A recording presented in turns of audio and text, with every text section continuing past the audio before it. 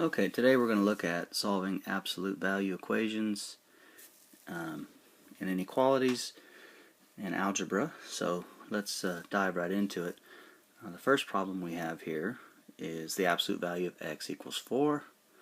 So we'll just do a little explanation of absolute value before we start the problem. So just in general, the absolute value of, say, a negative 3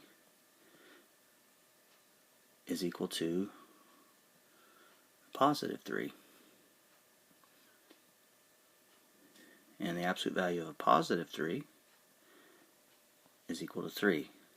So the absolute value, if you think about it on a number line, let's see, there's our negative 3, there's our 0, and there's our positive 3. So if we're at a negative 3, it's basically just the distance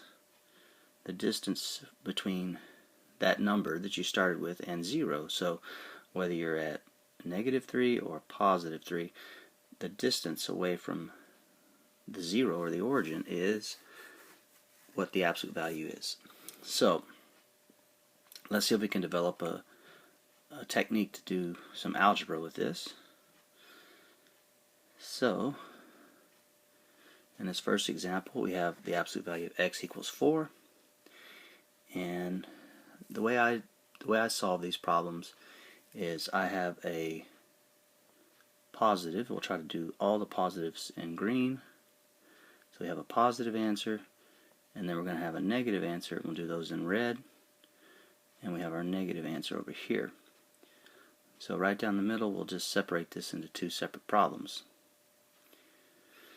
Okay, so to solve the positive one first, all we do is drop the absolute value signs and say that x equals 4. And then to solve the negative problem,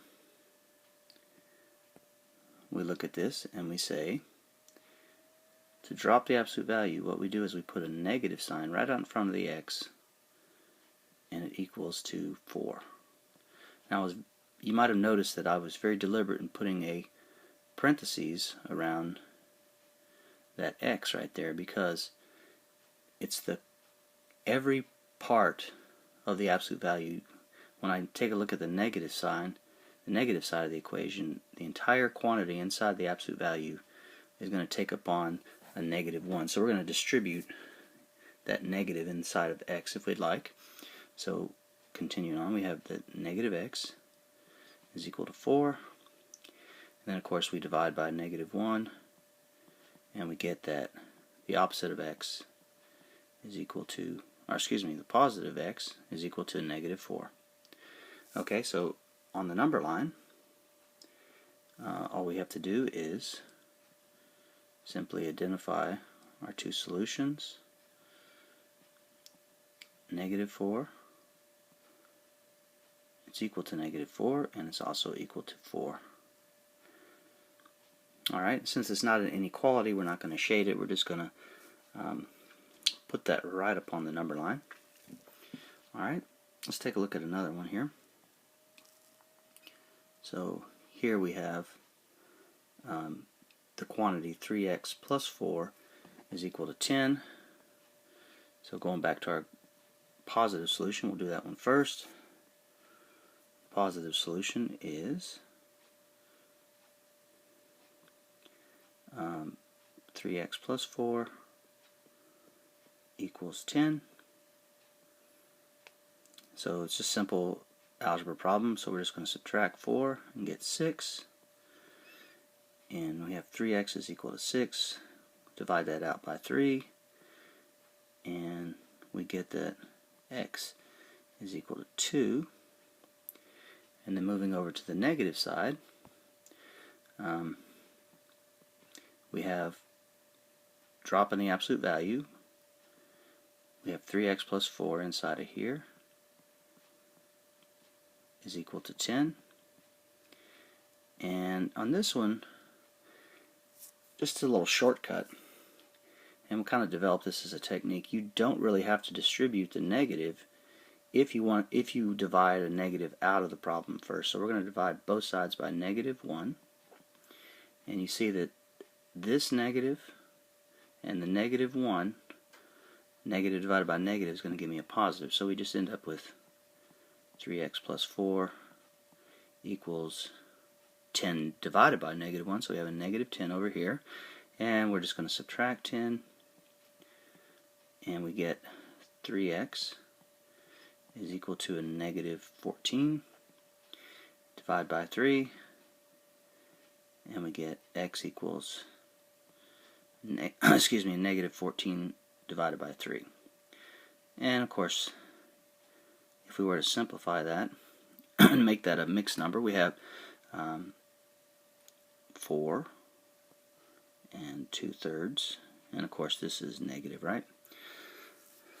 So our answer is x equals 2 and x equals a negative 4 and 2/3. Alright, let's check our answer to see if that makes sense. So we have to check our answers on these. So let's go back and check the positive answer. We're going to plug in the quantity x equals 2. So we have, see if I can do it right above here. Let me erase what we had before so we don't get too crowded. We have absolute value of 3 times 2 plus 4, and we're checking to see if that's equal to 10. So we have 3 times 2 is 6, 6 plus 4 is 10, so the absolute value of 10 equals positive 10, and that of course is true. And let's check the negative response over here. So we have, we'll just keep it as a fraction, this negative 14/3. I think you'll find that that's a little easier to work with. So we have the absolute value of 3 times negative 14 over 3. Add 4 to that. And this is all absolute value, and we're seeing that that's equal to 10. So you can see when you multiply this 3, which is 3 over 1, times that negative 14/3, the 3 divided by 3 gives me 1, and I have the absolute value of negative 14 plus 4 equals 10, and negative 14 added to 4 is a negative 10, and the absolute value of that in fact is 10. So both of these answers do check out, and we don't really need to put that on the number line because it's just those two values, x equals 2 and x equals negative 14/3, that we're going to keep as our solution. Okay. Alright, let's take a look at the third problem in these notes. We have our first inequality. We have the quantity 3x minus 4 is less than or equal to 8. So we're going to use our same method that we used on the previous two problems, where we have a positive answer and then we have a negative answer, and we'll try to solve that one over here. And we'll just draw a little dividing line right there, keep the two things separate, and then we'll develop a little rule for this as well, for inequalities. So we have the positive side, we just drop the inequality, or drop the absolute values, and we solve. We add 4 to both sides, and we get that 3x is less than or equal to 12. We divide both sides by 3, and we get x is less than or equal to 4. And then let's take a look at the negative side over here. We're still going to keep our same technique where we just put a parentheses where the absolute value bars used to go, put our negative quantity out in front of there, and just proceed with the problem. 3x minus 4 is less than or equal to 8. Okay, now just like we did in problem number 3, I believe it was, we talked about dividing by -1. Alright, so of course negative divided by negative on the left side is quantity 3x plus 4, or excuse me, 3x minus 4. Gotta be careful when you're doing these. 3x minus 4. And what did we just do? We just divided across an inequality with a negative quantity. So we're going to flip that inequality around, and we're going to get that -8 over here. Now we're going to add 4 to both sides, and we get a -4, and we have 3x is greater than or equal to a -4, and we're going to divide out, and we get x is greater than or equal to a -4/3. Alright, so let's see if we can maybe develop a rule for this. So we have a number line over here, and we'll try to keep the colors consistent here. So let's go ahead and graph x is less than 4, and let me show you kind of why they gave you two number lines over here. So I'm going to just identify that 4 is over here, and if I was going to shade this, and I don't want to shade the entire answer because I want to see if this is disjointed or conjoined, if this is an and or an or problem. So less than 4, let me go ahead and write that up here. Less than or equal to 4 is going to have me shading to the left, correct? Alright, and then we're going to take a look at the red side, the negative side, and we found that we had a -4/3 down here at the bottom, if you can see that right there. -4/3 is approximately what? -1.33. You can divide that out on your calculator, or just know that it's 1 1/3. And so let's see, that 0 might be here, and if that's 1, -1.33 might be somewhere right here. You don't have to be exact on this. So greater than would be shading back to the right. So you notice that the two solutions sort of are joined together, right? You have the red and the green, and so this turns out to be an and problem because the two solutions come together. So our final answer, let's just kind of clean it up a little bit. We're not going to concern ourselves with drawing an elaborate number line. We'll just maybe identify where 0 is, and then identify where 4 is. I guess we'll try to keep our colors consistent again. So remember, we're shading. Should have used a neutral color for this, but basically we're going to shade the number line in between these two. And of course, we would have our open circle, or excuse me, closed circle to indicate equal to, and it's also equal to over on this side. Alright, so we can kind of develop a little, I don't know if you want to call it a trick, but just a way to know whether it's an and or an or. So let's see if we can write this. I'll write this in black, and you might want to jot this down in your paper as well. If it's less than, it's going to be an and problem. And if it's greater, it's going to be an or problem. So I've seen some people sort of emphasize the last two letters, less than, and then of course that's the first two letters of and greater is or. So if it's less than, the two solutions come together. It is a conjunction.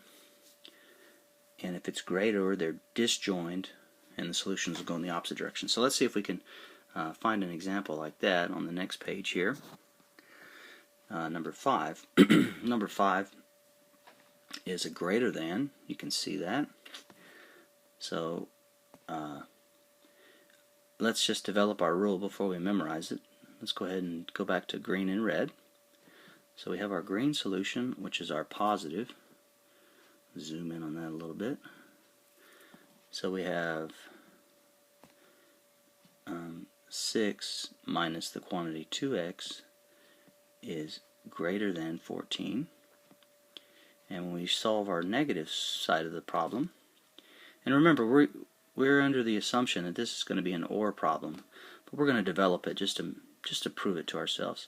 So then we have the opposite. There's the absolute value. We're going to drop it. 6 minus 2x is greater than 14. And let's go ahead and solve the negative side first. So we're going to divide by negative 1. Divide by negative 1. That causes the inequality to flip directions. So the greater than becomes less than, and that's a negative 14.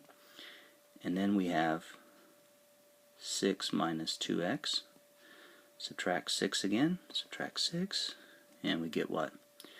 Negative 2x less than, that would be a negative 20.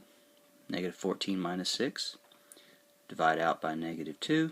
And we got another switch, right? We just divided by negative again. It's a lot of switching in this problem.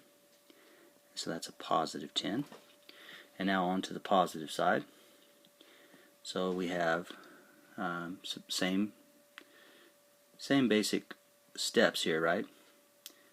We subtract 6, we get a negative 2x is greater than 8.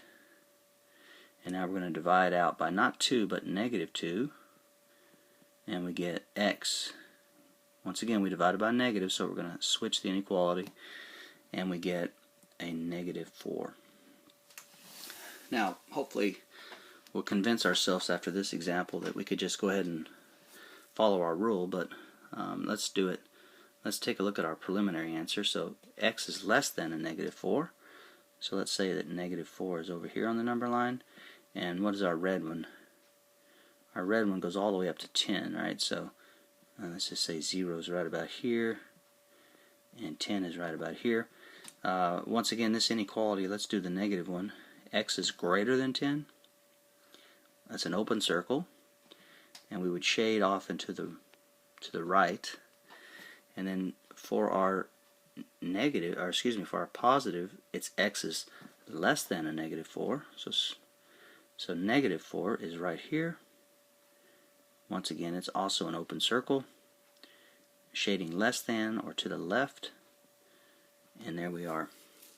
So you can see, hopefully, that we'll just leave it on our preliminary answer, that it's shaded right here. So these two answers do not converge on each other, or they're not joined together. These are disjointed. One is traveling off to the left, and the other one's traveling off to the right, and the two paths never cross. Okay, I'll leave the last one to you, and just leave you with this one thought. Remember that little memory tool that we used? Less than is going to be an and the greater than, greater is an or. And we remembered the last two letters, greater looks like or, and then when we say less than, it's an, so it's an and problem. Okay.